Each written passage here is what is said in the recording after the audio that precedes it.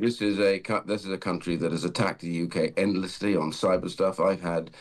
Having been sanctioned, I have wolf warriors that have pursued me. The whole thing goes on and on and on. They talk, but they always never lose sight of what their purpose in life is: to dominate the country that they're involved in, to make it so that they are so dependent that they can't dare change anything. It should only be probably 2 hours until the touchdown in Beijing for the Prime Minister and the dozens of business people who've got along with him on the trip to China. It's the first trip since Theresa May went back in 2016, and the Prime Minister says he wants to thaw Britain's Ice Age relationship with China and that the country is too powerful to ignore. In a moment we can hear from the former leader of the Conservative Party, Iain Duncan Smith, a long-time opponent of the Chinese regime, sanctioned by it of course as Helena Kennedy was, who we heard from yesterday. But first to Cindy Yu, contributing editor of The Times, expert on the country, always worth talking to when we talk about our relations with China. Cindy, good morning to you. Morning, Steve. The Prime Minister says he wants relations to thaw. In your view, did China care either way? I think China, when it comes to the UK, cares mostly about optics, in the sense that the UK's soft power and global standing is still important, and China wants the UK to be, one of those partners that is at least not on the adversarial, standing with itself. In terms of the hard power, economic trade, it certainly isn't one of China's biggest trading partners. The US and the EU are much more important for that. But at the same time, the way that China goes about making friendships or really just alliances or even partnerships across the world is that it doesn't really want anyone to be against it. So I think a trip like this, regardless, is going to be quite important. And that's why we see Xi Jinping coming out himself to meet Keir Starmer tomorrow. That's interesting. Is there any sort of latent Anglophilia in China, or if there is a sort of desire for contact with the West, is it more American based than British? No, absolutely not. People love Britain much more than the US.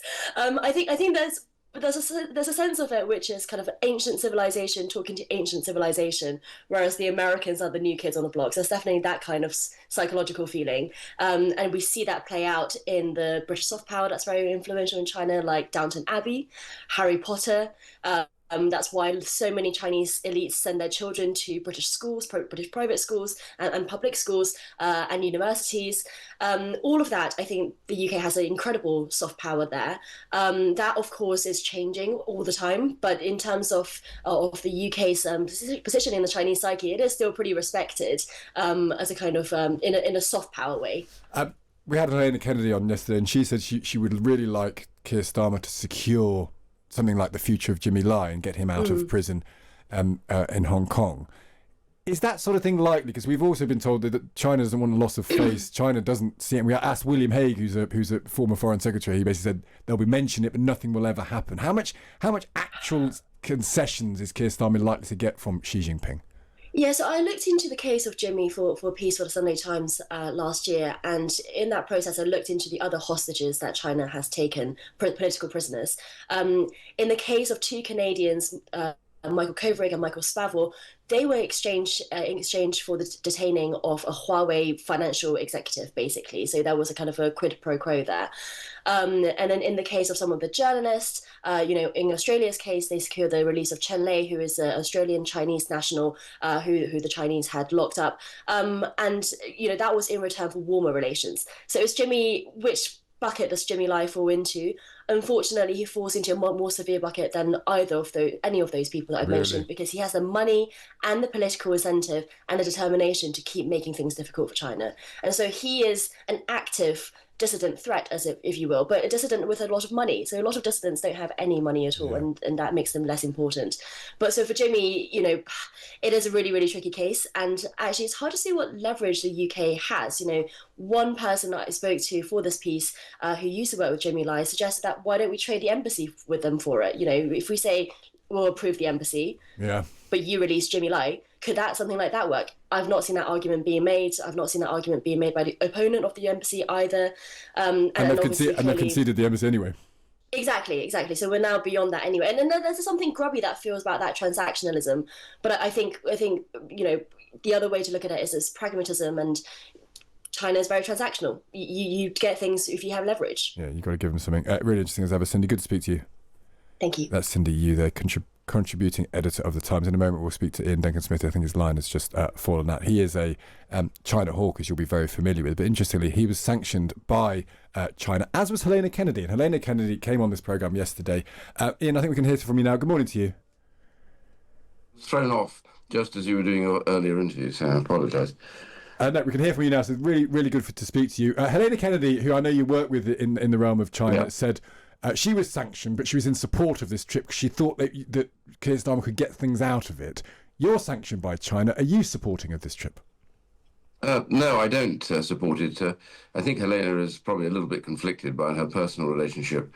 I'm very fond of her with Keir, so I don't think you would expect her to attack Keir for this. But the reality is that this is a trip that I think will bear nothing but advantages for China. The reality we have here right now is that China has no intention of buying anything from the UK that we make or do, with the exception of financial services, which already has access through Hong Kong anyway, and isn't caught up with tariffs, etc. So the reality is, when it comes to goods, China is sitting on a huge amount of over mass-produced goods, from steel through to electric cars, batteries, solar arrays, you name it, they've got them. Many of these, by the way, are identifiably produced using slave labour, thus both in humanitarian terms, appalling, but also it helps them undercut markets completely, because you don't pay people wages, means you make cheaper goods. And the other thing, of course, is that they themselves are engaged in some of the most appalling human rights abuses. Genocide in Xinjiang, young kids going into re-education camps, the women being sterilized forcibly. You've got forcible organ harvesting taking place in China. They threaten their neighbors. They've taken over the South China Seas illegally against the UN. They bully all the neighbors. They want to take Taiwan, which is hugely important economically to the world. It goes on, the list of things they do and they don't care about. And they break all the WTO rules. I mean, their bank subsidizes business ventures to 100% of bid value, which is against the rules of the WTO.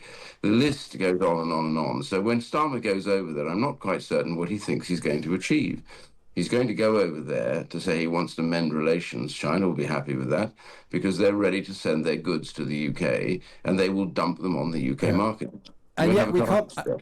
And yet, Iain, we can't wish them away. And if you look at what other world leaders are doing, Macron's visited China 3 times. Friedrich Merz from Germany has visited. Trump's going to go there next month. The argument is it's better to at least be engaging with them than not engaging with them. Well, yeah, except there's engaging and engaging. So if you look at the European countries, they're all set to put significant tariffs against Chinese goods to be dumped in the markets. The UK is not. The UK historically doesn't do that very much, but also the reality is that China loves the idea of getting a trade arrangement with the UK, because they've bought up so much of the UK in terms of its infrastructure, so water, electrical power, all these things are hugely involved with Chinese money already, and they've taken over quite a lot of the communications industry. So there's a huge amount that China is already taking over within the UK, dominating our universities. We are in a very different position from Germany and France. They haven't been targeted in quite the same way that the UK has. Why? Because the UK has this remarkable security relationship with America, GCHQ, and share technology all the time, and all the various bits and pieces that they glean. And that is where China wants to be, which is to use the soft underbelly of the UK to get at the US. And I think this is the problem for the UK, which is unique rather than the rest of Europe. And they're going to be putting tariffs up, by the way, which we are not planning to do. We actually, we spoke to our man in China, in Beijing, Richard Spencer, and he read out what the Chinese were saying about this visit. And one of the things they talked about, they didn't talk about economics really at all. No, one phrase they used was, we're looking to establish mutual political trust. As one of their aims. Of course, this is a country that has attacked the UK endlessly on cyber stuff. Having been sanctioned, I have wolf warriors that have pursued me. The whole thing goes on and on and on. They talk, but they always never lose sight of what their purpose in life is: to dominate the country that they're involved in, to make it so that they are so dependent that they can't dare change anything. We are, as I said before, very weak at the moment. Our economy is not in good shape. The government's made a whole series of mistakes. And now they're running to China in the hope on bended knee of getting growth. And China's not interested in our goods. They're not interested in our physical exports at all. We have such a deficit. It's remarkable. The only thing we can get to them is financial trade, but that's already open. The key problem we've got here is the dumping that will take place and the penetration of so many of our organizations. Security services are very, very worried about what comes next. And by the way, Canada has gone over to China and come back with an appalling trade arrangement, and America is almost certainly going to tariff Canadian goods. Do we want that in return from our biggest market in the US? It's an interesting point. Before you go, Ian, I want to ask you about the general political climate. At Survation, the polling company, got local councillors to judge their MPs at who was the most right-wing, who was the most middle of the road, who was the most left-wing. The most right-wing was Suella Braverman, and the third most right-wing was Rupert Lowe. The second most right-wing person, according to local councillors, was you, which does at least suggest the question, is there any chance you might be joining Suella Braverman in Reform at any time soon? No, I'm not joining Reform. I'm telling Reform that it's time for them to come and join me.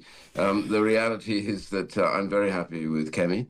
I think she's made a real impact. And being right or left wing, please define who that is. I set up the Centre for Social Justice. I've worked on human rights. I love being called various different things. I'm just a politician who likes to tell it as I see it. And I see this as a dangerous threat to us, this visit to China. It will get worse and worse. Last time, we had to end it, the golden era, because it was a disaster for us financially, economically, and in terms of cyber attacks. This will end in tears, let me tell you. Ian Duncan Smith, good to speak to you.